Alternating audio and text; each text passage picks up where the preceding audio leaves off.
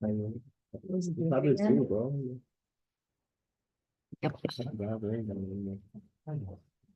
We can just turn the, because there's gonna be a presentation. Okay, there you go.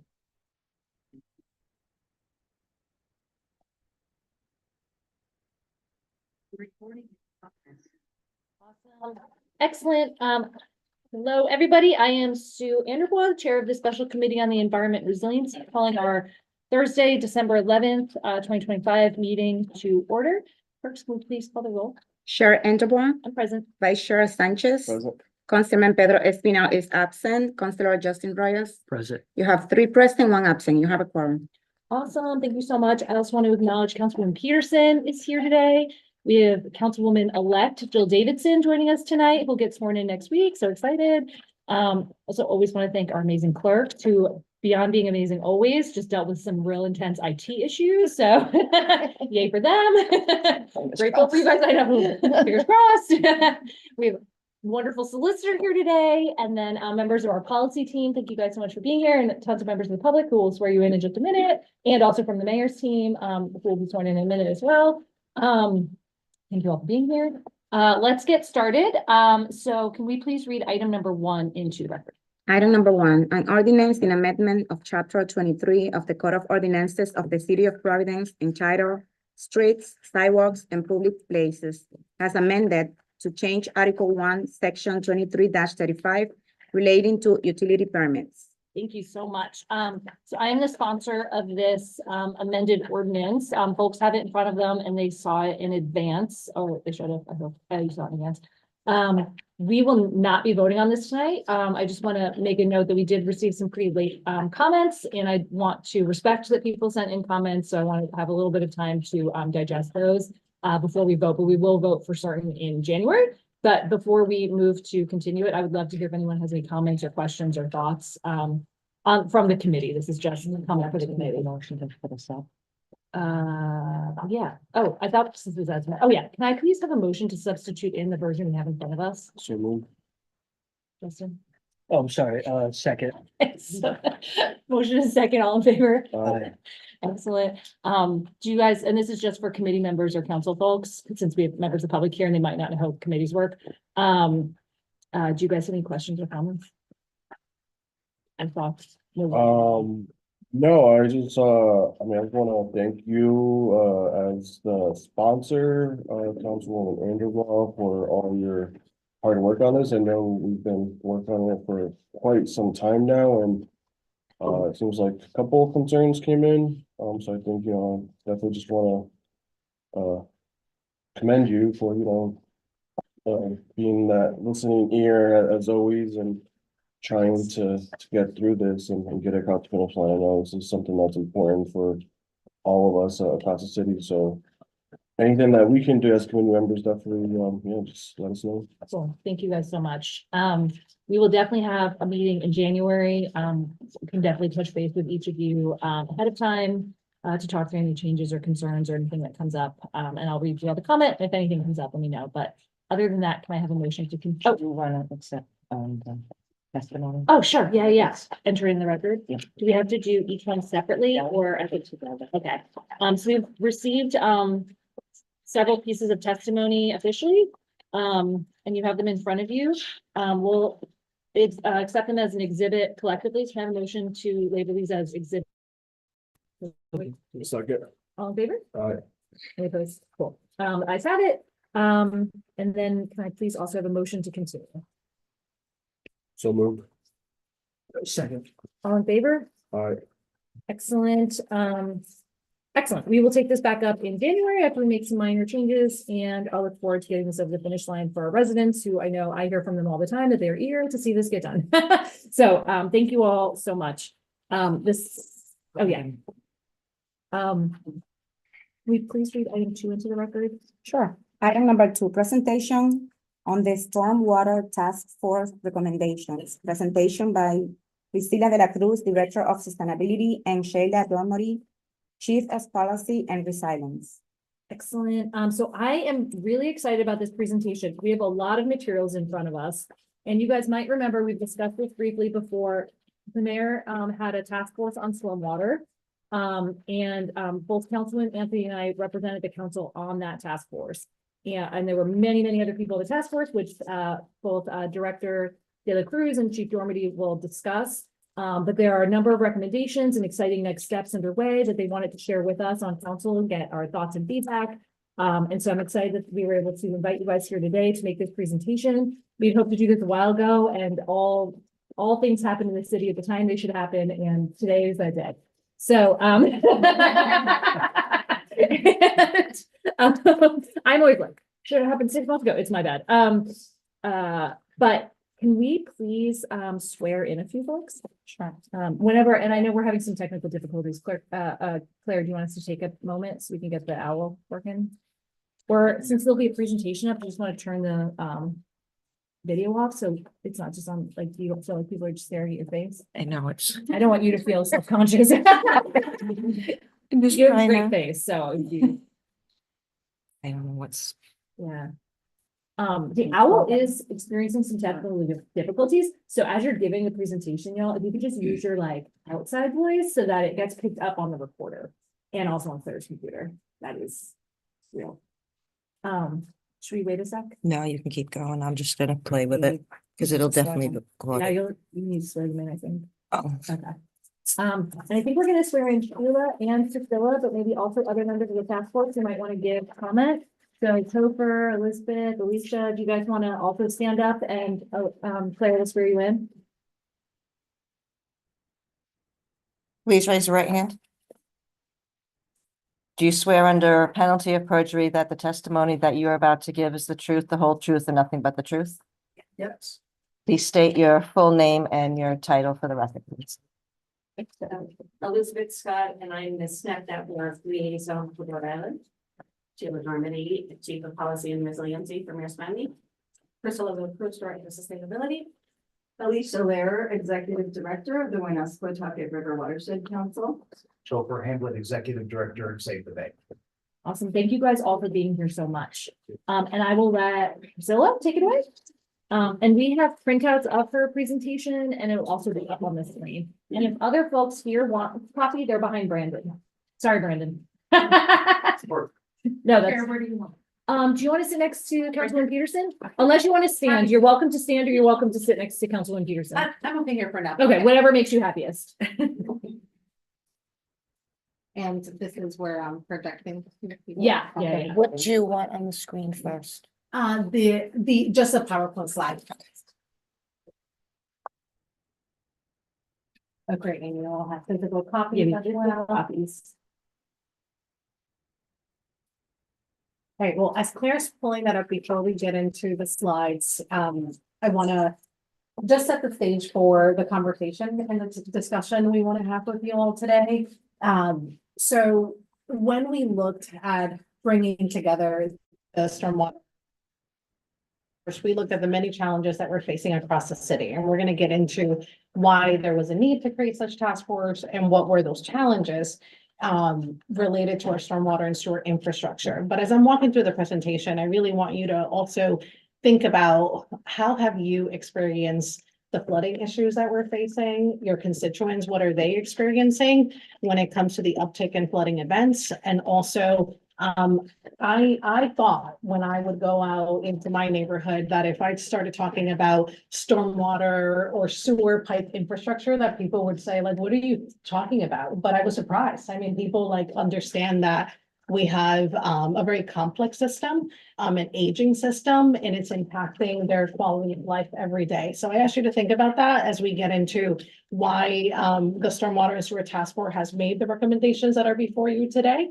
And then where I want us to be when we're discussing is thinking about how do we work together to really pursue these recommendations and implement them. We know that we face challenges and we have a viable solution in front of us. So how can we work together to really pursue these recommendations and implement them? All right, with that said, we can get into the PowerPoint slide. Okay. It wasn't working at first. Oh, great, you can control the clicker. Sorry, I don't have to say no. Like this committee is plagued by IT issues is a persistent challenge we have. I have bad juju, you guys. It's all my bad. Yeah. And excuse me, I am not sick, but for some reason I have a tickle in my throat. I think my body's like, yay, stormwater and sewer. I'm so pumped for this. It's been like over a year, right? I wanted to have this conversation and here we are. So it's super exciting. And Councilman Rice, were you about to say something? No, remember the tech issue of that gentleman, I forget he was the smart board. Yes. I forget exactly, Yeah, that was but wild.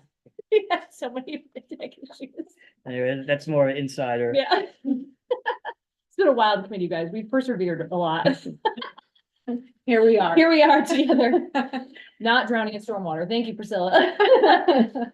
All right, so over the past few years, we've seen an uptick in flash flooding events through, and this is citywide, right? And we're gonna continue seeing these extreme weather events and they're impacting our neighborhoods. This is the Pleasant Valley Parkway area. And we're seeing there's nowhere else for the water to go. And we'll talk about those challenges of even when we're deploying green infrastructure to absorb the water at the pace that we can, based on the very constrained funding streams that we have, it's not enough. There's a lot of great infrastructure and all this is exacerbated by the aging infrastructure that we have. We often don't think about what's underneath our roads, but what's underneath are pipes that have had decades of deferred maintenance. And pipes that before our eyes are having roads collapse when it's raining. So all these issues are coinciding, right? And culminating to what we're seeing today across our communities. And it's only going to get worse. Here we see other images of just, again, the road collapsing, and the aging infrastructure underneath. And we're seeing across the city, right? It's also becoming a public safety matter, right? We often think about the climate pollution side of things, but I want you to also think about how unsafe it is for our communities when you can't walk, get to school, drive your car, get to work, jump on public transit. So here, I like this image when we're looking at the Kinsley Ave area, and this is an area, of course, we're deploying more green infrastructure. But again, we have many areas in our communities that are overpaved. There's just not enough green infrastructure to absorb that water. This is an example of a manhole on Branch Avenue, right? And how essential it is for a system for our crews that work on the sewer and the stormwater side to be able to access these main holes that take care of the discharge of water. And this is happening during an extreme flooding event, what we call a flash flooding event. It's impacting also our businesses, right? Residents are experiencing, small businesses are experiencing. This is a commercial plaza. What we need to also think about how hard it is for some of our residents and small businesses to bounce back when they have to close their doors due to these extreme weather events. And we're also seeing, again, the public safety issue and even our first responders, right? Having to figure out how are they going to navigate all this water. This is a picture, of course, this is state infrastructure when we look at 195, but this is close to Third Bush Avenue, right? We're seeing the highway shut down because of the water. That water also going onto Eddy Street, cars not being able to get it across. This is where also the hospital district is. So again, just really reinforcing here that we have a public safety matter. We know where these flash flooding events are happening, and they're happening all across the city, in their communities, in the wards that you represent. We also know where these hotspots are happening when you look at the concentration of those blue dots. And when you look at the purple, we know where sewage is backing up as well, right? So when you're using your toilet or your sink and you're thinking about where does that end up? It could end up in any one of these neighborhoods backing back up. So I mentioned pollution, right? It's also a public health matter. When we have more rain falling, we have more stormwater runoff.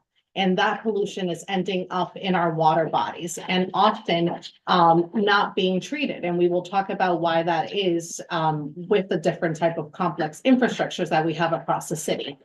We also know what impaired waterways we have because of stormwater runoff. We see here along the Woonasquatucket River watershed and also across West River, right? We are trying our best to clean these polluted waterways. And we have requirements through the Clean Water Act both state and regulatory, where we have to continue improving the water quality.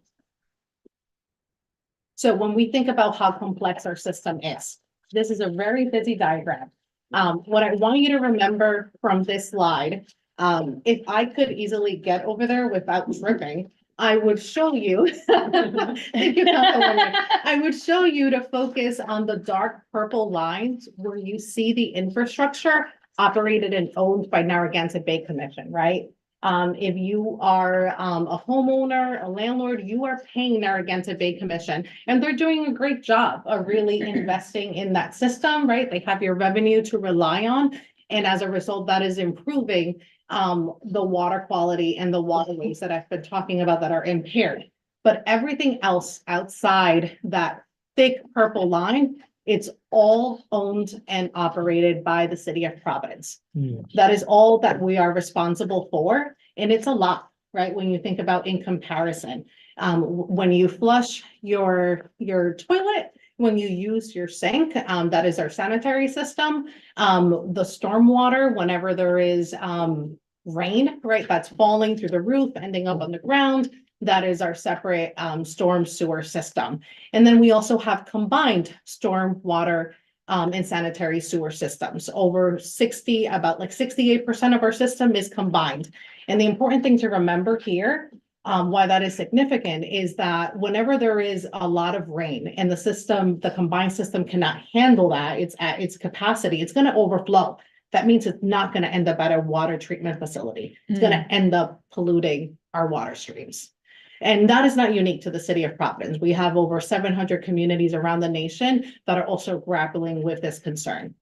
And so Priscilla, can you say that again? Yes. So it's the combined storm and sewer system. So when we're like flushing our toilets, when there's overflow because of the combined, that is what's winding. I just want to make sure I'm saying that out loud. Like that's what's winding Yeah, up. so when you think about, I mentioned there's a separate sanitary system, the separate stormwater system, then we have a combined sewer system as well across some of our streets. And whenever there's too much water and there's just not enough, right, Yeah. for that capacity to keep flowing through, that's going to overflow. It's Yeah. not going to make it into whatever connects into Narragansett Bay Commission or a treatment facility for stormwater. It's going to end up in the bed. Thank you. Just want to make a point of that. That's too bad. Yeah. And then what makes it even worse when we think about everything that is owned and operated by the city, we're talking 451 miles of pipes. We're talking over 19,000 manholes and also catch basins, over 13,000 that need to be cleaned and operated and maintained for the health of this infrastructure that's already aging and crumbling. We don't have a dedicated revenue stream to manage all that. Right, so yes. Just out of curiosity, I'm like, I'm amazed by the ability to track. I guess how are we getting the metrics that, how do we know there's 451 miles of pipes? Is that like DPW tracking that? Yes. And Craig Hockman, I will get into the report and how we took inventory of that, but he's been doing this work for a really long time to really take everything that used to be on paper and digitize it. So at some point in time, all this was tracked by paper, and Craig Hockman made it his mission to make sure that this is all digital. So if you wanted to zoom into your neighborhood, he can go in and tell you, oh, I can see that you have a separate sanitary system and a separate stormwater system here, or you're on a combined system. And he can also tell you, well, we know the age of this infrastructure.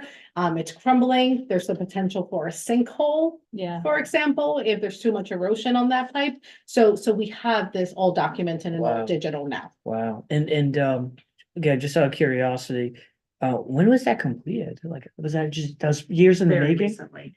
Very recently, huh? Very recently. We had a consent agreement with the Rhode Island Department of Environmental Management in 2017. And this is one of the things we needed to be able to know what our system was. For sure. That was required for that of you. So this is, you are right in being fascinated by it.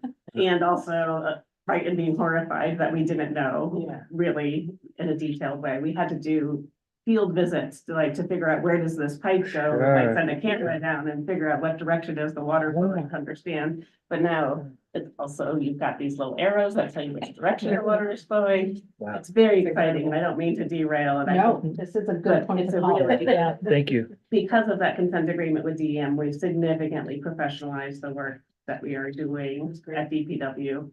And there's a lot more to do as Priscilla's. Yeah, and which is why also we know how dire Yeah. the state of this infrastructure is.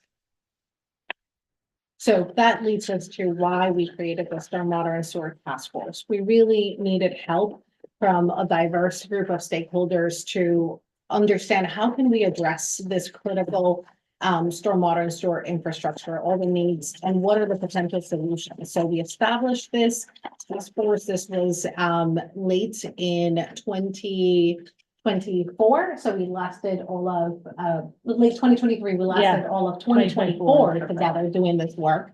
And that resulted in having a report by a consultant we hired to really get into what are the current costs.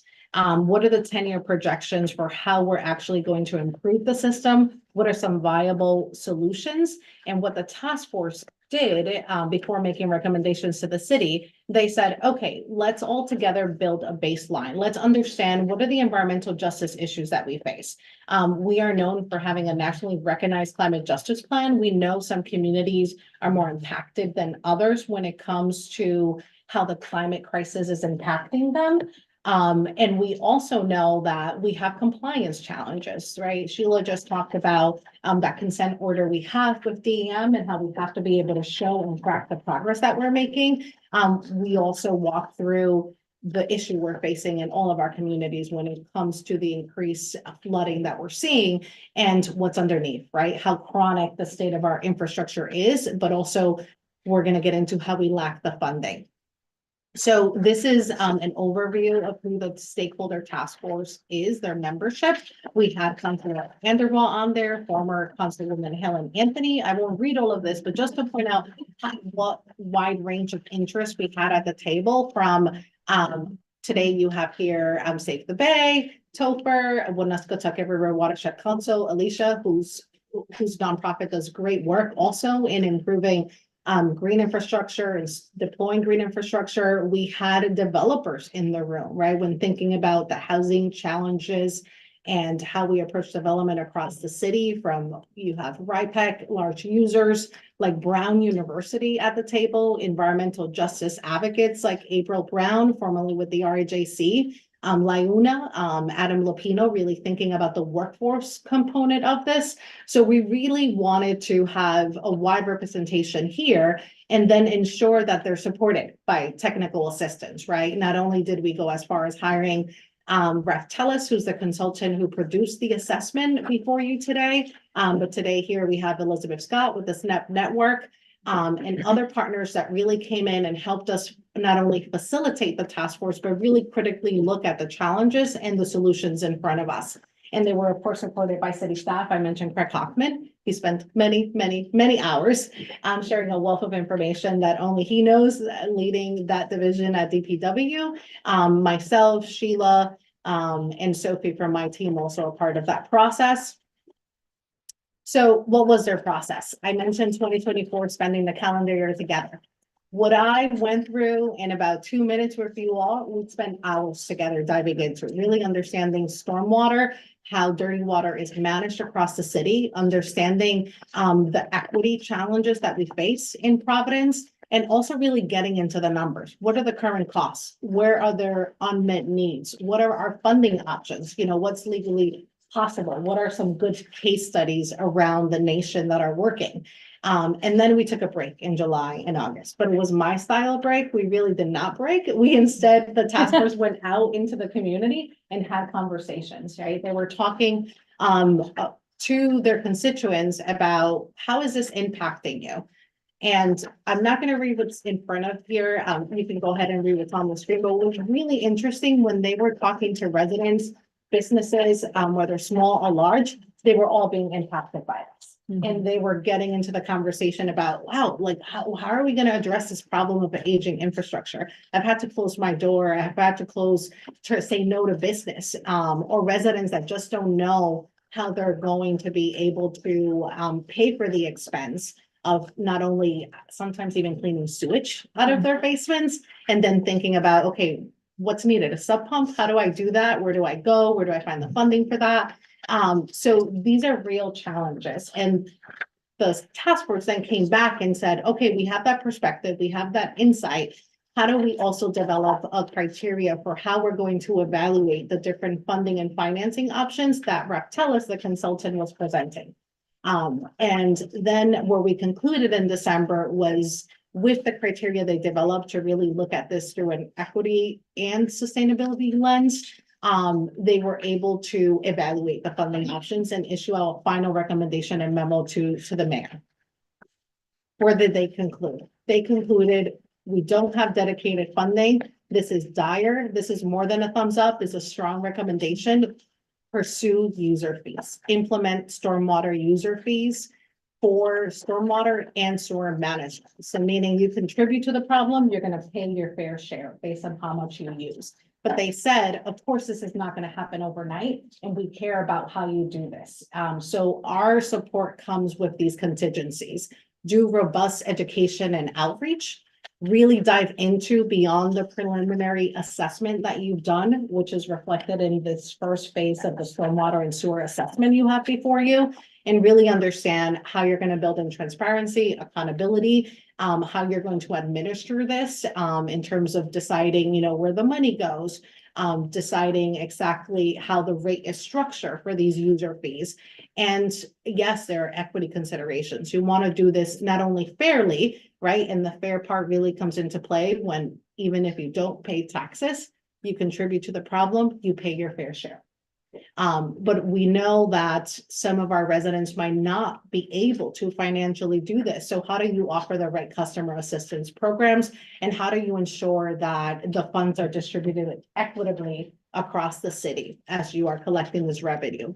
And then, of course, we have many challenges in the city that we're working on, like the housing crisis. We have a new comprehensive plan, a climate justice plan. How do you align all those policies? That's really critical.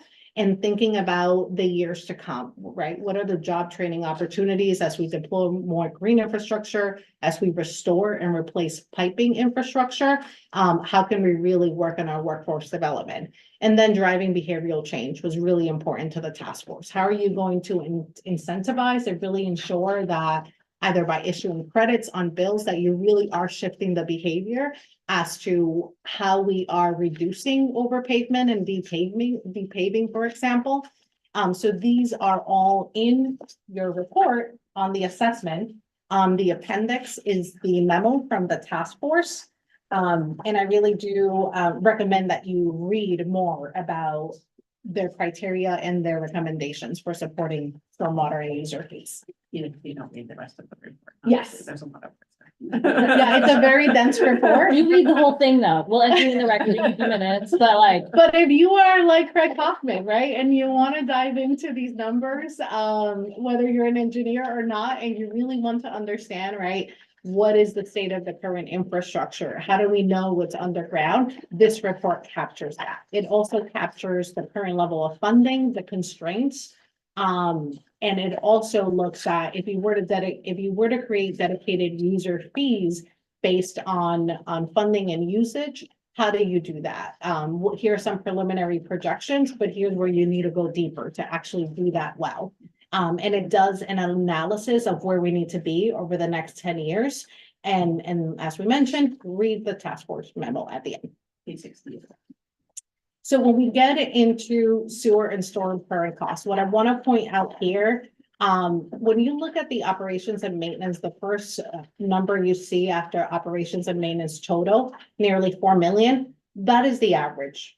When you look at everything else that happened, that is not reflective of a normal year. There was an infusion because we had ARPA dollars, for example.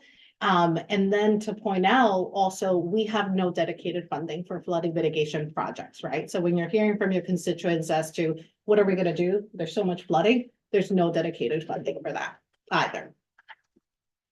So the report gets into what are the unmet needs. Over 60% of the system is estimated to be over 100 years old. So just think about that. And when there's a lot of deferred maintenance, no wonder these pipes are leaking. No wonder there's erosion. and they're collapsing and there are sinkholes across the city. So again, it's a public safety matter, right? We cannot continue with the status quo. And when we think about the responsibilities of DPW, they just don't have that funding to really staff up, right? And really be able to keep up with the maintenance of the system, nor the funding to replace it either. And of course, we're in a reactive mode. We want to be in a proactive mode. So how do we get there? This is the work that Raftelis did in really understanding what are our needs. How do you bring the system to industry standards? How do you ensure that it's compliant with state and federal regulations? But also, how do you start investing and doing long-term planning to really invest in flooding mitigation projects to start maintaining this piping infrastructure at the rate that it needs to, replacing them and restoring them. So you see here, you know, a 10-year outlook, it's like we're investing then annually of nearly $50 million. And we're not suggesting that this all comes from user fees, right? But what we are suggesting is that this is an equitable, fair way of really being able to build the type of revenue we need. Because, and I'm just gonna jump quickly around here.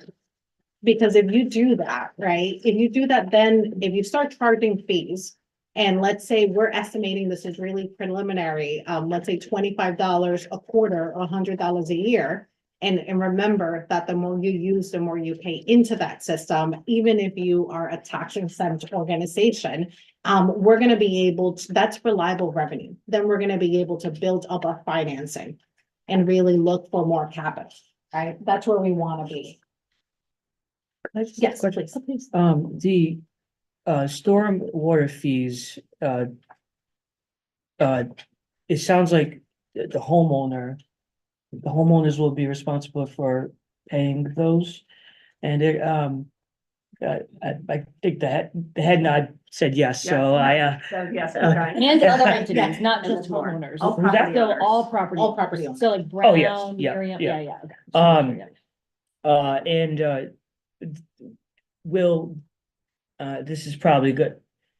Is a thought that, these, fees would be restricted to, like, is it gonna go to the general fund No. and possibly be, okay, it's up? No. Okay, all right, It would be restricted and it would be dedicated revenue just for stormwater and sewer So management, it can't get. unlike we have now.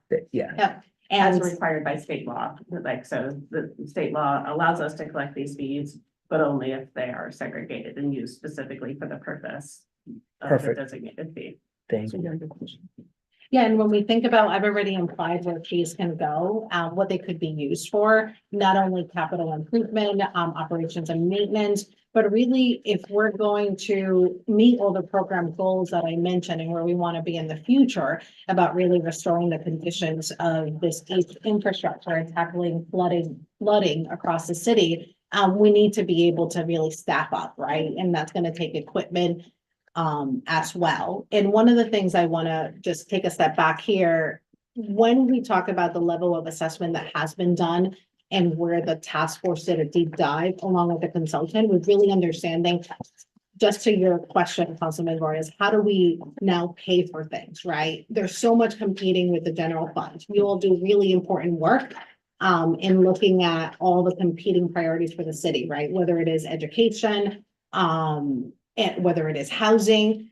And then when we look at who pays for that, it's only about half of our property owners, right? Mhm. Because most of the majority are tax exempt organizations. So it's not a fair way of being able to pay for these problems if you're putting it yet again on the same residents and taxpayers. So then when we look at grants and loans and bonds, it's similar, right? Grants are fantastic if you can get them, but they're very competitive. And then when you're doing loans and bonds, again, the current taxpayers would be paying for that. But when you look at stormwater and user fees, you can start to get over some of these constraints here, right? Last year, we all had to look at increasing that tax levy for education purposes. And again, those that are current taxpayers are the ones paying into that, not tax exempt organizations. So it really lacks fairness to continue this approach, and it does not meet the needs that we are facing. And a quick note, Yes, if you don't mind, something that came up at the task force too, is a lot of the tax exempt organizations also have large properties.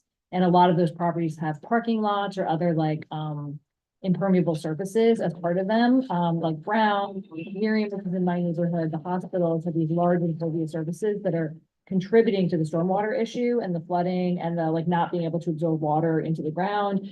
And so not having them pay taxes or incorporating them into this program in a more deliberate way to offset like what they're doing was really important, especially from an equity perspective, that it just shouldn't be taxpayers because there are like such a large percentage of our land base is from tax exempt organizations, including the state. Yeah.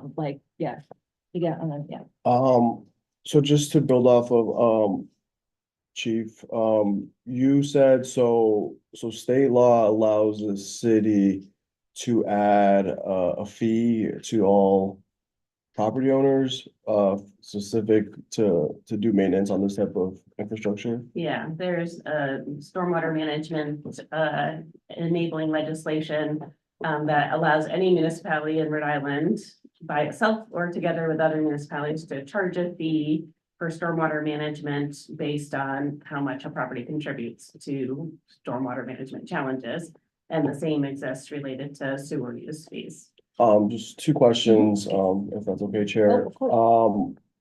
Is there any other cities or towns in Rhode Island that currently have this type of fee? No, this is a approach that's more common in other areas of the country, but increasingly popular in other New England states, not yet in Rhode Island.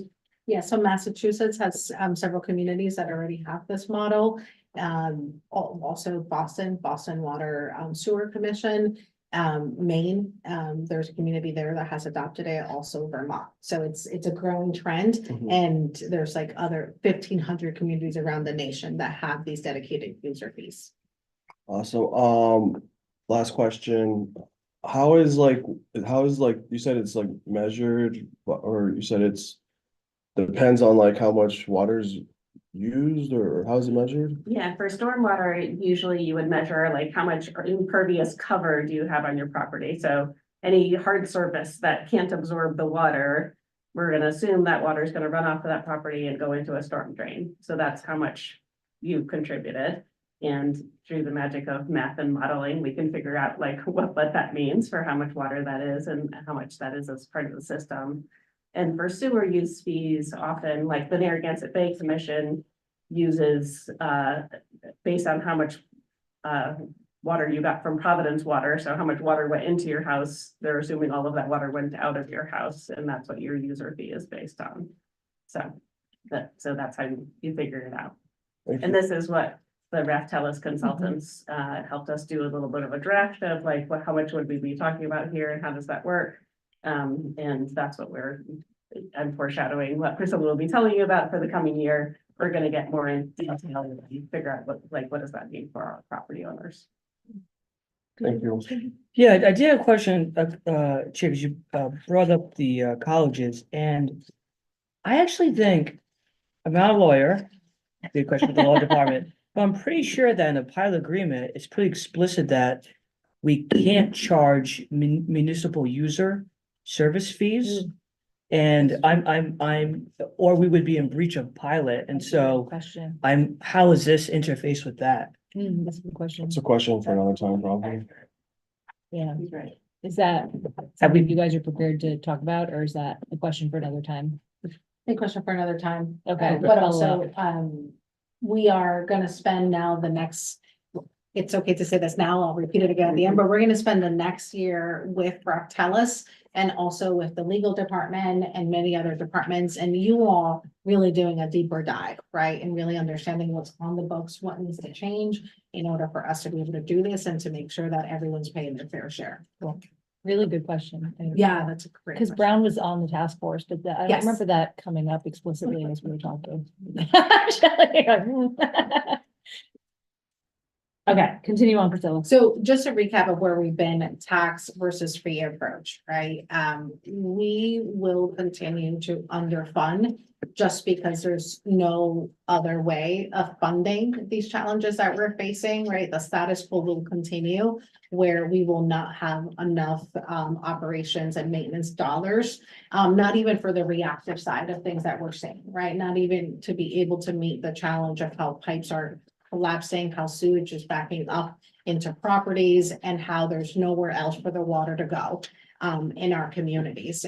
We just don't have a dedicated revenue stream. But if we were to continue with this fee approach, we're opening up the door to go beyond the status quo, have this dedicated funding stream, ensure that everyone's paying their fair share so we can actually rely on that funding to raise more money. That's essential to really back up, right, bonds and financing that's necessary to make these big improvements and really do the kind of master planning that has to happen and build up the administrative work and the maintenance work that has to happen. We also, as I implied earlier, we can do this right. We can, not only is this a fair and sustainable way, but we can do this in an equitable way that really ensures we're meeting the needs of what our residents are facing and that we have customer assistance programs as well. So where we ended up after that year-long process, the task force saying, yes, the city needs to increase its investments to tackle the challenges with aging infrastructure, and we need to be able to sustain that. We need to invest in more green infrastructure. There needs to be more dedicated funding to install runoff systems like bioswales. We need more infiltration basins, right? What you see on your right, we need to be able to deploy more of that so we can really absorb the water and decrease the amount of impervious cover that we have and really start to reduce the overpavement across our communities. And we need to look at pre-implementing the dedicated user fees. It's the only viable option that they saw for the city. So what's next? We've implied, but I can explicitly say the good news is that we have funding to continue to do this work. We secured a grant through the SNAP Watershed Implementation SWIG grant program. We have about $300,000 to continue working with Reptelis. Thank you. I was on leave. Finish that, like.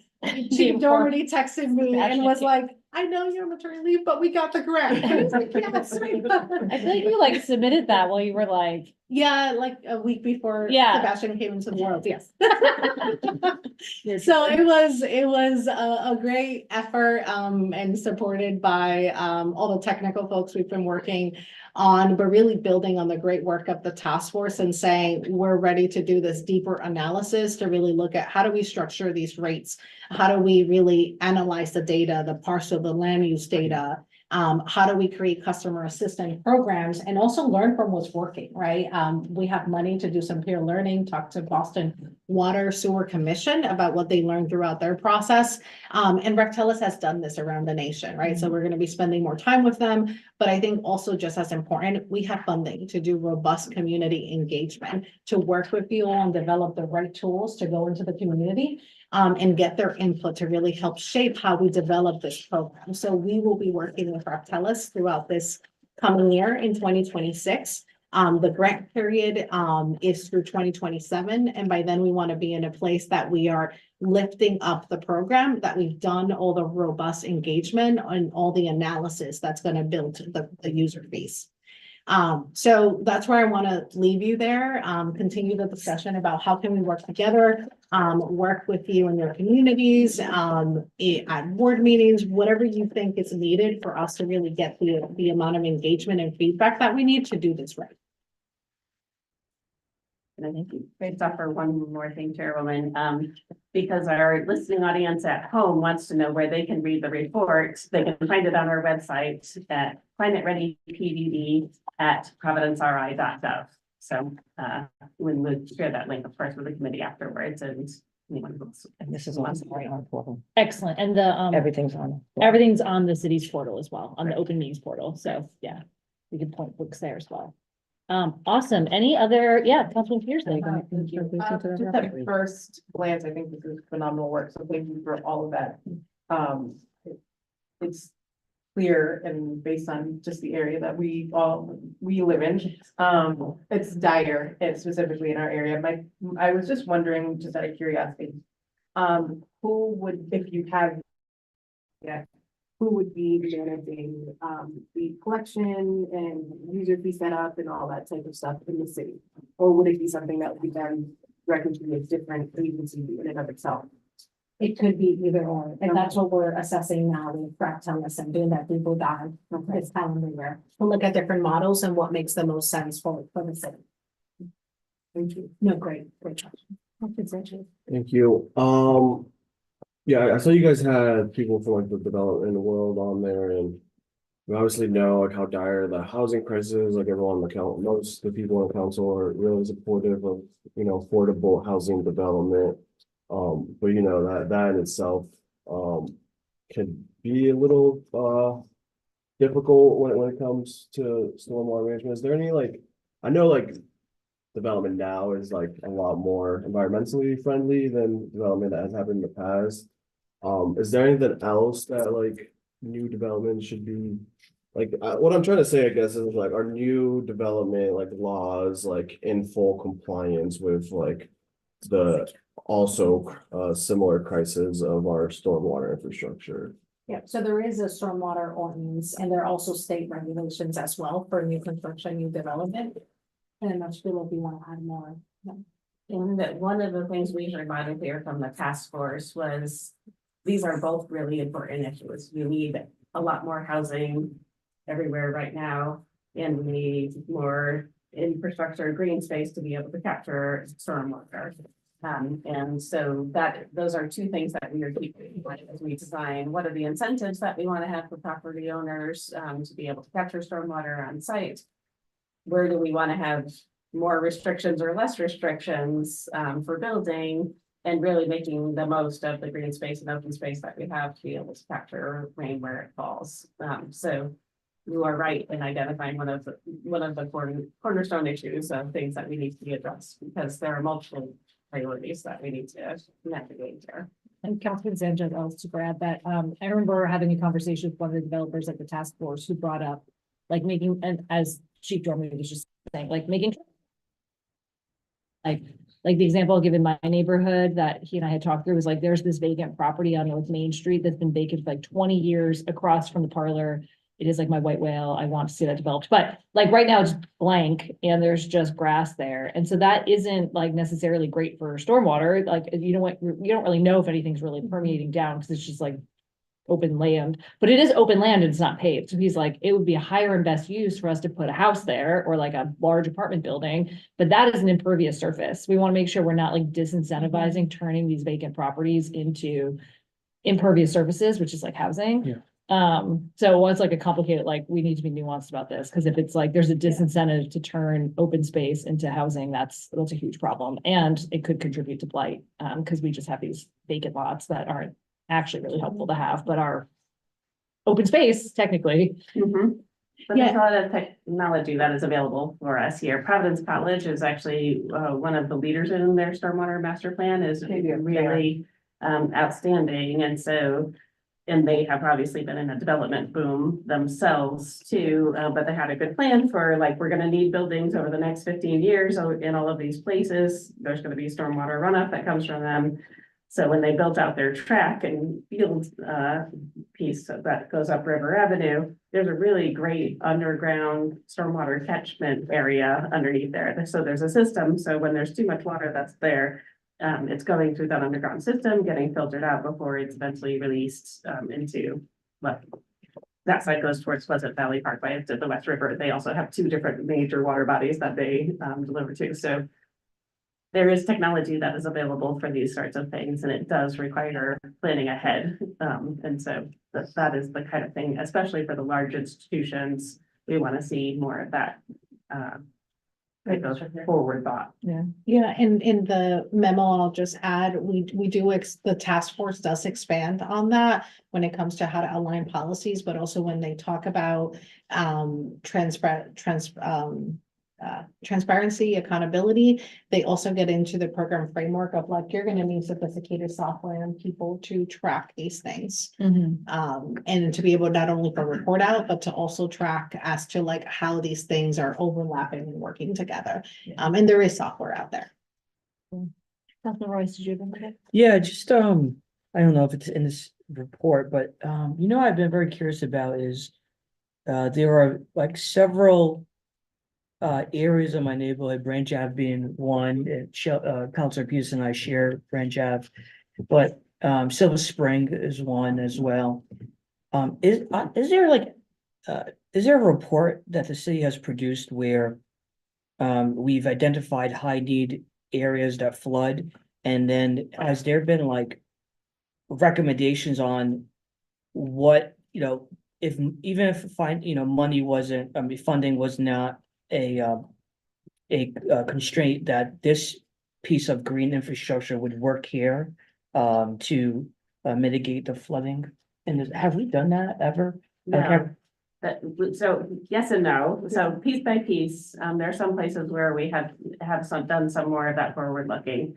Alicia can tell us a little bit more about the planning that's been done on the Winnesquatucket River. And we have gotten some grants to be looking at West River issues related to Branch Avenue. But what you're describing of that, look at the big picture and figure out what the priorities are and make sure you invest there. That is specifically what we want to be able to have, this kind of steady funding over decades to be able to have. We are much more professionalized and we're ready to do those things now, but it does take a much more robust operation, frankly, than we currently have. And so that's the kind of thing, when you have a dedicated user fee, you're gonna have some steady money coming in.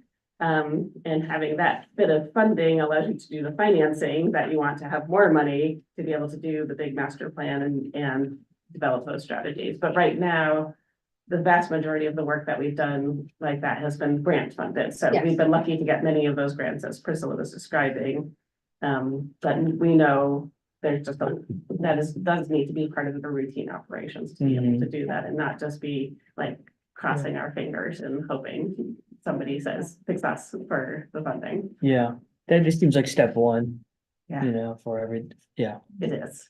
Yeah, and I recently was meeting with Craig Hoffman, our lead engineer, and he described it in short. He's like, I want to be in the proactive. I want to be able to do that kind of master planning and not continue to patch up Band-Aids across the city. And that's where we're at now. Yeah. And we're not even doing that well because we don't have enough funding and staffing to do that. Yeah. For the record, Craig, a delight. Shelley. Amazing. Yes, wonderful. Just a question in terms of projected timeline.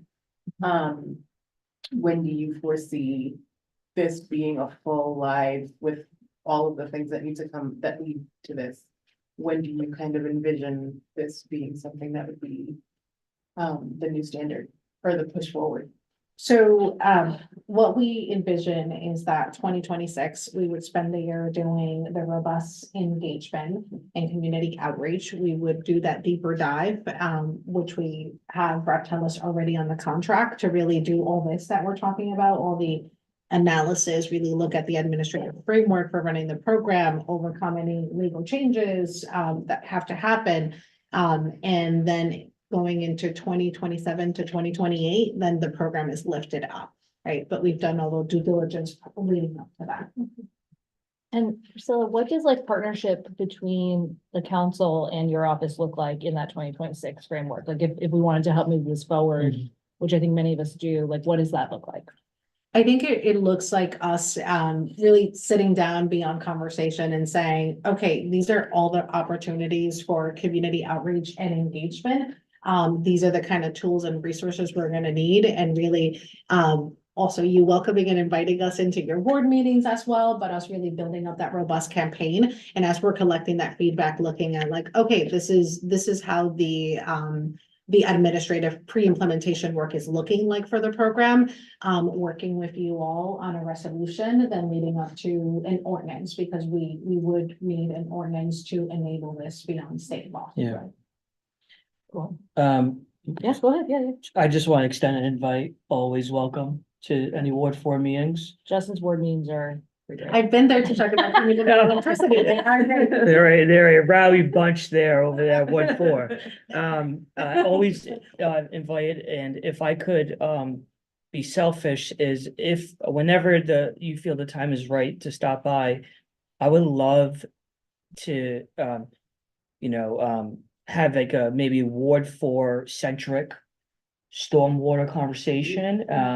Even like, I mean, I'm really fascinated still by the data we've collected on how many miles of like for a pipe that we have in the city, but I would even love to see if we could, how much pipe exists in the north end. like, And you we know. can, so Yeah. recently we have another grant, it's through SNAP SOAR.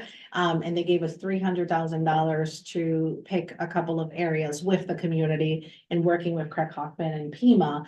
And we were able to, around the Jocelyn Recreation Center, Craig was able to pull up the piping infrastructure and say, this is what your piping infrastructure looks like. This is the state of that piping. So yeah, we could do that at that Oh, level. around the okay. board. All right. have all those funds been expended, or is that still in process? For the SOAR grant. We're about halfway there. We've gotten through like the intentional community outreach and frontline and environmental justice communities. And actually, you all, Winnebago River Watershed Council have been partners in that work. And now we're at the phase of issuing out an RFP so we can create a flooding analysis and an action plan. And the community is interested in an action plan for the areas chosen. And I think they're along the West River. Is that where we're landing for the SOAR? And really looking at short-term actions and long-term actions. And then, of course, it goes back to this. To implement some of the less near-term actions when we get to the funding. Cool. Any other questions from committee members or other council people or council people elect? I've been invited to the table.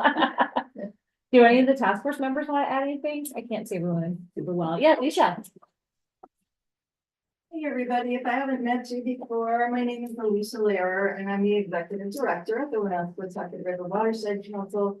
I could not have been more excited to participate in this task force. I would like to cancel anything else participating in it. Because, I work and serve the communities along the Winnebago River, and we've been getting flooded there for a long time. And, in fact, we've been training our residents in the area how to understand what the stormwater issues are so they can think about it responsibly and think about what solutions make a difference. Those guys, like, some of them were participating in this next SOAR thing where we were looking together with residents from all across the city about how.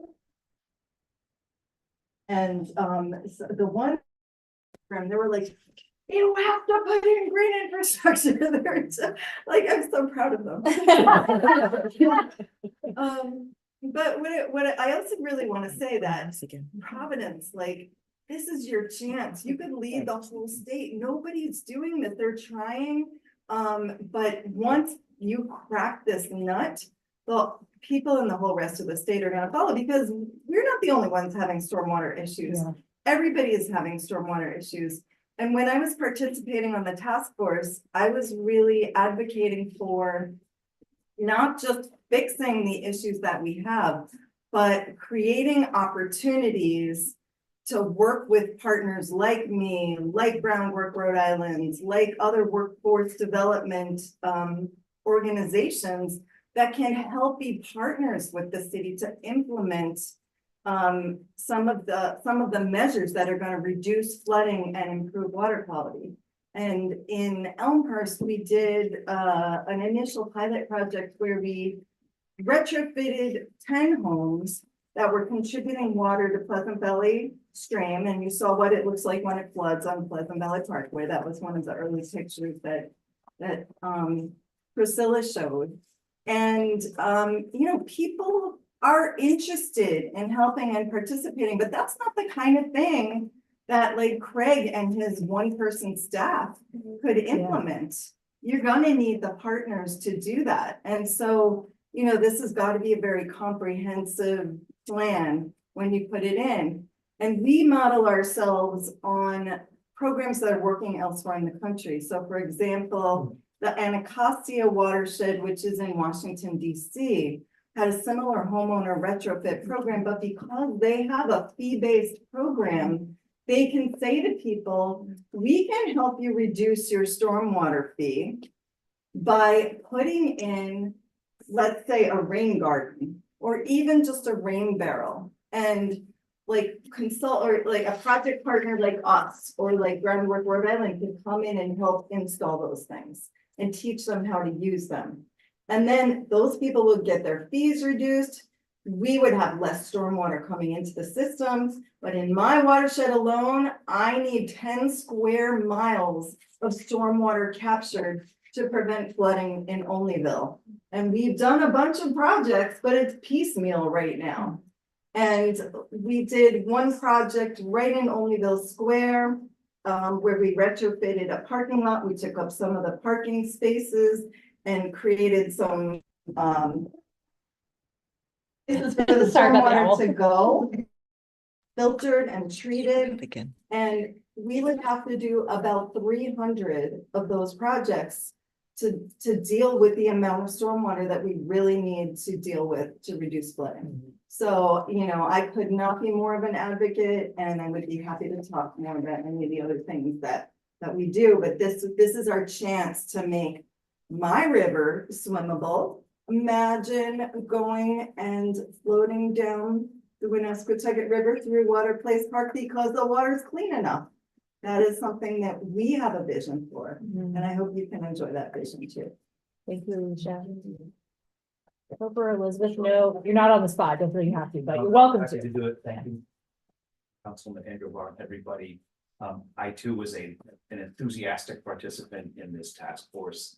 I've been a part of a couple other ones over the years. This one, head and shoulders above all of them, because it was very in-depth. And I also have to give a shout out to been a part of a couple other times and being thoughtful and doing it right on.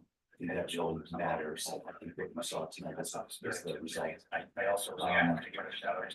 I think the slides that Priscilla showed up front of flooding speak to themselves, and it's all over the city. So I'm going to touch on another piece of this, which is the water, the rivers of the city. I started working on all this stuff in the late 1980s, and while the rivers were covered in part, but they were also much more polluted than they are today. So I do want to acknowledge that we've come a long way in turning what was an open sewer into something that's much less risky to contact, but still kind of risky at times, especially when it rains. But the upper Providence River, which was unsafe to have contact with just a couple of decades ago, is now being used by community boating. People are fishing at Collier Point. People are trying to get more access to these places that once were thought to be just off limits. Why would you want to go down to the shoreline when the water is so polluted? It's been a remarkable turnaround. I see this as the next step in that. And Save the Bay comes at this. We are sort of driven by a vision, and that's a clean, healthy bay accessible to everyone. And our sort of philosophy is, or our ethic behind this is that no matter who you are or where you live, you have a fundamental right to clean water. These are public waters. These are for everybody. And that really, that matters. And I think that the work of this task force, where it's leading, is to the city getting its arms around finally sort of the last big major pollution problem that we face. This is so Alicia's right. This is very significant. Providence could actually lead the state and lead the region in finally tackling this problem. I think the task force result is right. There is no other way than dedicating user fees that can't be taken for something else. I will also say that in my experience working at both the state and federal level, that when you have a dedicated user fee system, a funded program, you position the city in a much stronger way to be eligible to get grants for like major capital projects and things like that. So I'm excited about what's ahead for doing the hard work of getting into the nuts and bolts of what such a system might look like. And I just want to pledge our organization's help to help you do your work as you evaluate this as well. Thank you. No pressure. No, it doesn't take much usually. I'm Elizabeth Scott and I am the Rhode Island liaison for the Southeast New England Program Network. So we are funded by, through a cooperative agreement, that is between the New England Environmental Finance Center and EPA that provides, funding for my salary and that of, 15 other partner organizations, including Save the Bay, to basically be providing free technical assistance and training to communities across Southeast New England to basically promote watershed and stormwater management, climate resilience, and financing to support those activities. So I have been working with Sheila and Priscilla since the beginning of this initiative, but Sheila and I have actually been working on this concept of developing a stormwater user fee for Providence for probably 10 years. And I've worked with, I will tell you just by way of context, the legislation that enables municipalities to be able to establish stormwater enterprise funds has been around, it's been on the books since 2002. I've worked with probably 10 communities before taking on this position. With the SNAP network, I was with the Rhode Island Department of Environmental Management, can't even say environmental anymore. Office of Water Resources, where I was a deputy chief, and I was there for over 30 years. And I worked with, among many responsibilities, I worked with 10 or so other municipalities to basically do this kind of investigation to establish a stormwater user fee. None of those were successful, and I would say that there are many reasons why they were not. There were not the drivers really for the kind of need for revenue that we now are seeing with climate change impacts and the flooding that is way more frequent than we've ever, experienced, say, 5 years ago even. Mm-hmm. And there was also just a lack of really good communication with the community and the folks who would ultimately be responsible for paying those fees. Mm-hmm. And so, the bees got in the counselor's ears and they all kind of backed down. I think what's different about what's going on here is that there is just the most, as Topher and Alicia mentioned, there's this very robust engagement process that started a year plus ago. And I, as the SNAP network liaison for Rhode Island, we have entered into a memorandum of agreement with the city where we basically are providing our support. So we don't give out grants, the network, we give our time to basically support communities in the work that they're doing. So myself and my colleagues, Martha Shields, who's the executive director of the New England Environmental Finance Center, and Jen West, who is with the Narragansett Bay Estuary Research Reserve. I think I left out something in there, Nevner, who is a fantastic community engagement specialist and facilitator. We all have basically are making ourselves available to support the city in the work that you're doing. And I couldn't be more excited to do that. And I also just want to say, by way of context, you're actually not the only one in Rhode Island that is looking at this. The town of Barrington is interested in the network. SNAP network is going to be providing them support to do a feasibility study to look at creating a stormwater enterprise fund. And the city of Newport is also taking steps. We're not working with them on it, but I know that they have a combined system as well. They currently are hard pressed to meet all of the to have the revenue they need to address not only the issues related to their combined system and stormwater and sewage issues, but also their location at the the mouth of the bay. Obviously we've been talking a lot about the flooding. There's also sea level rise, which is happening here. It's also happening more significantly down in Newport. And when the water rises, it's rising up, you know, into our infrastructure. So that can also contribute to like inland flooding. So the time couldn't be more urgent, more important for this work to be done. And so I just want to, you know, encourage you, applaud you for, you know, doing the work that you're doing, and just know that you got lots of partners who are here to support the work that you're doing. Any other questions or comments by committee members or members of the council or soon to be members of council? And I'll Also, just leave you with, recently we were talking to Tom, who's a grant administrator for, the Step Switch program.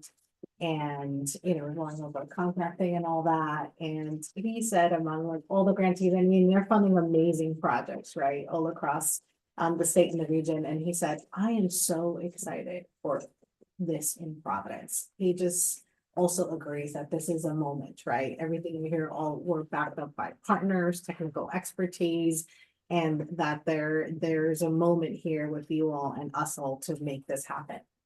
So I just want to leave you with that. I Thank share his you. excitement too. Thank you for all of your work and for presenting to us tonight. And I'm excited for us to be working in partnership and figure something out. So if there's no further questions, we'll make eye contact. Oh, yeah. Should Yeah, we we'll exit do- them separately? No, we can do them Okay, all okay. together. So we have several documents from Priscilla and her team. The memo, the actual report, and then the PowerPoint, and we can enter these as exhibit 2. Can I have a motion? So moved. Yes. Second, sorry. No worries. All in favor? Uh, Any opposed? Awesome, the ayes have it. And I do really encourage everyone to read the report. It's really well done. And for folks who are watching online, I know we had some technical difficulties, but all this is on this, all the documents are on the open meetings portal. And I believe that Chief Romney will share that website with us so we can post that as well, around. Awesome. Anything else? Awesome. Given that we have no further business, do I have a motion to adjourn? So moved. Second. All in favor? Aye. Excellent. Yay. Thank you, Priscilla. Thank you, Sheila. Thank you. And then Thank you all. let's Great discussion. get going. And sorry, I hope I didn't break your clicker, but I stopped working at the. Oh, did? User error. It It could be the battery too, but.